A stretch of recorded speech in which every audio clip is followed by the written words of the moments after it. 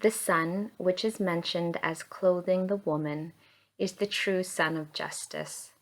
The angels were to understand by it that the Most High was to remain with this woman by his grace in order to overshadow and defend her by the protection of his invincible right hand.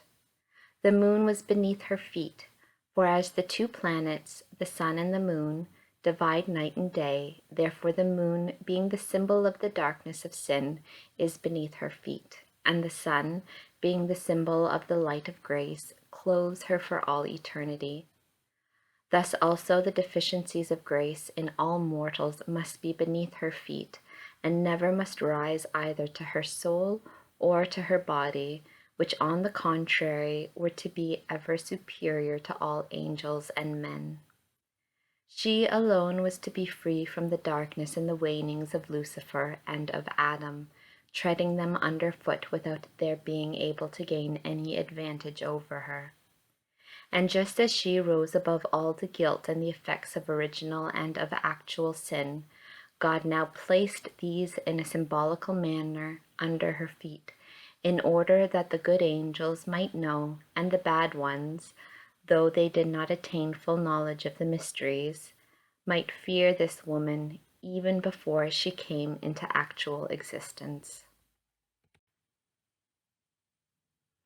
The crown of 12 stars are evidently all the virtues with which that Queen of heaven and earth was to be adorned. But the mystery of its being composed of 12 stars has reference to the 12 tribes of Israel, by which all the elect and the predestined are designated, as is mentioned in the 7th chapter of the Apocalypse by the Evangelist.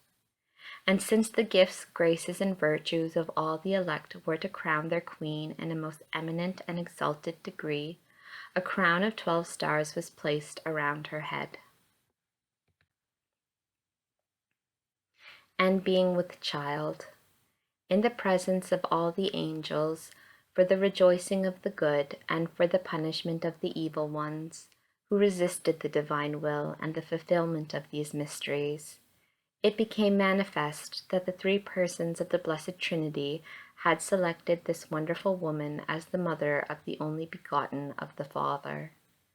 And since the dignity of the Mother of the Word was the principal beginning and foundation of all the great excellences of this great mistress and of this her symbol, she was shown to the angels as being the resting place of the Holy Trinity, represented in the divine personality of the Word incarnate. For on account of their inseparable union and coexistence, all the three persons could not fail to be there wherever any one of them was present, although only the person of the Word assumed human flesh, and with him alone was she pregnant. She cried, travailing in birth. Although the dignity of this queen and of that mystery was to be hidden in the beginning, in order that God might be born humble, poor, and unknown, yet afterwards the news of that birth was proclaimed so loudly that its first echo excited King Herod and filled him with uneasiness. It drew the Magi from their palaces and kingdoms in order to find him.